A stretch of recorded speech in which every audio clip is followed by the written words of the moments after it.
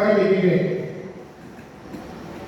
பெருநாள் அன்று நம் துயரத்தோடு நாம் அனைவரும் மனவேதனையோடு நாம் இருந்தோம். அன்று திட்டச்சேரியில் 2 வாலிபர்கள் வாழ வேண்டிய வயசு உள்ளவர்கள் 2 பேரும் இறந்தார்கள்.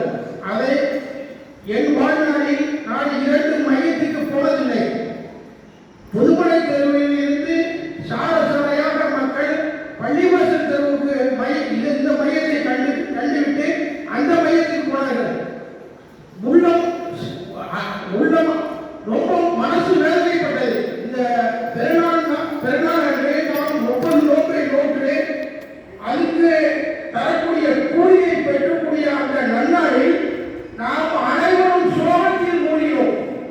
அந்த இது எப்பொழுதும் வரக்கூடாது என்ற காரணத்தினால் இன்று நாம் கூடி அதுக்கு நல்ல ஒரு ஏற்பாடை செய்திருக்கிறோம். ஆகவே பெற்றோர்களிடம் சொல்லிக் கொண்டு யாரும் நான் வண்டி எடுத்துட்டு பிராரம்பம் போறோம் திட்டத்தில் போறோம் அப்படின்னு யாரும் சொல்லல. எல்லாரும் நம்ம பெற்றோர்கள் கூடியிருக்கோம்.